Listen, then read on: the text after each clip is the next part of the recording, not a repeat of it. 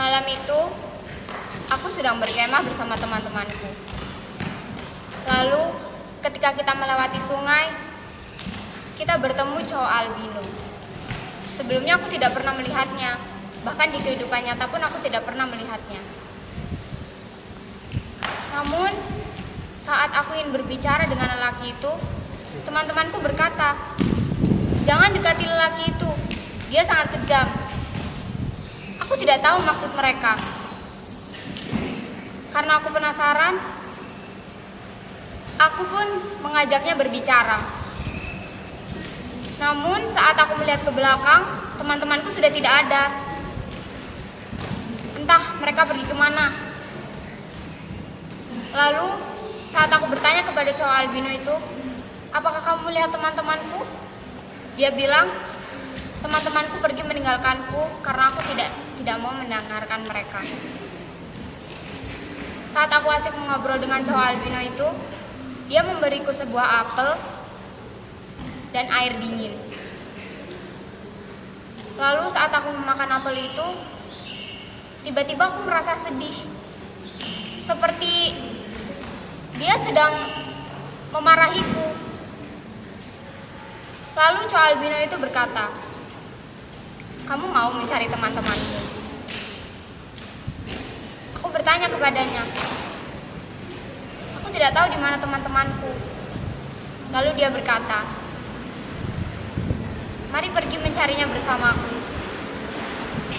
Saat aku mencari teman-temanku, tiba-tiba aku menemukan mereka satu persatu. Namun mereka terikat di pohon pisang, seperti sedang diserang. Lalu aku bertanya, "Apa yang terjadi kepada kalian?" Mereka hanya diam dan menatap lelaki albino itu. Lalu aku bertanya kepada lelaki albino itu, "Ada apa dengan teman-temanku?" Lelaki itu hanya tersenyum, lalu ia ingin memelukku. Saat ia ingin memelukku, aku tiba-tiba terbangun, dan aku tidak tahu bagaimana kelanjutan ceritaku. Awal mimpi, aku lagi di perjalanan menuju ke kota. Saat di tengah perjalanan, aku ketemu sama seseorang dan diajak ke suatu tempat. Di tempat itu, aku diberi senjata dan diajak mencari barang. Dan tidak lama, suami mulai berdatangan dan aku terbangun dari mimpi.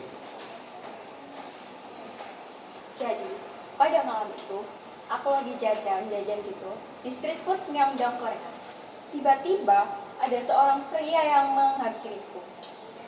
Orang itu tuh tinggi, putih, matanya sipit. Aku bingung, dia siapa? Tiba-tiba ternyata di mimpi itu dia pacarku. Terus kita jalan-jalan bareng, nikmatin street food bareng. Terus dia juga ngajak aku keliling Myeongdong. Habis gitu, aku langsung terbangun dari mimpi. Di siang hari, aku dan keempat temanku berjualan di pinggir pasar. Karena merasa jualan kami sepi, aku memutuskan untuk masuk ke dalam pasar. Di depan toko baju, ada segerombolan anak laki-laki. Dan salah satu dari laki-laki itu terus menatapku. Aku pun juga menatapnya. Karena aku dan temanku bosan, akhirnya kami memutuskan untuk pulang. Di tengah perjalanan pulang, gak tahu kenapa aku tiba-tiba di depan pasar lagi. Dan aku masuk ke dalam pasar itu dan dikagetkan oleh laki-laki yang tadi menatap aku. Lalu dia memelukku dengan sangat erat dan aku pun terbangun. Jadi, di mimpiku, aku melihat ibuku terbujur kaku dengan menggunakan kain kafan. Saat aku akan membangunkan diriku, aku pun terbangun dari mimpiku dan aku pun langsung beristighfar.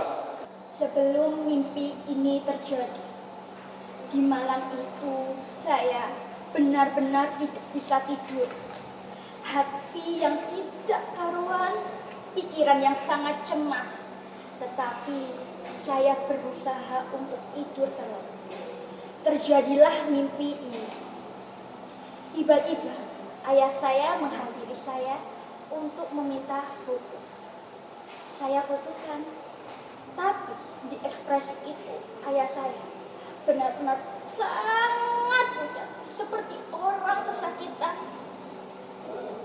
Mimpi sesingkat itu mempunyai arti tersendiri. Ternyata saat pagi hari, saat saya pergi ke sekolah, ternyata ayah saya mengalami kecelakaan yang sangat parah. Hati yang hancur tidak karuan. Waktu itu, aku berada di dalam rumah yang sangat besar sekali. Di dalam rumah itu, banyak orang-orang yang memakai baju warna hitam. Aku sangat kebingungan. Dan salah satu orang menghampiriku. Aku langsung terkejut. Ternyata, di sekerumpulan orang itu, kakek aku sudah terbaring lemah.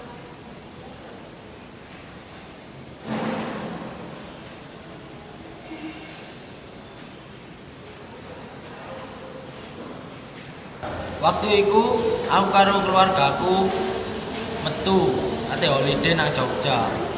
Nah, pas perjalanan pas tutup Magetan, tutup hutan-hutan iku kesasar nang hutan-hutan.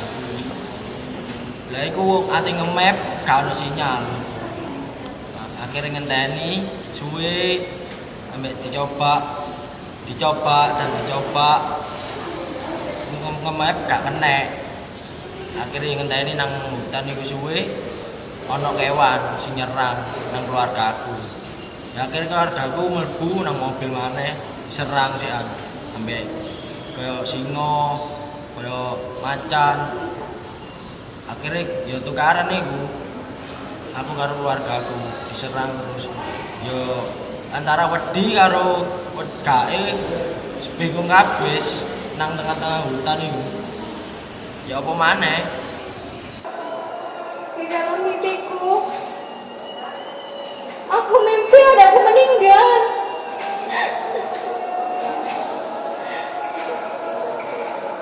Gak tahu di tempat mana. Terus tiba-tiba aku sudah sampai di rumah.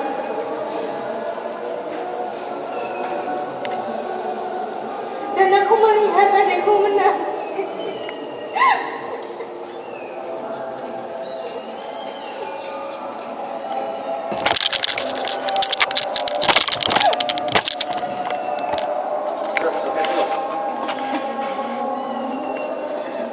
Dan alhamdulillah, waktu aku bangun dari tidur, adikku masih ada.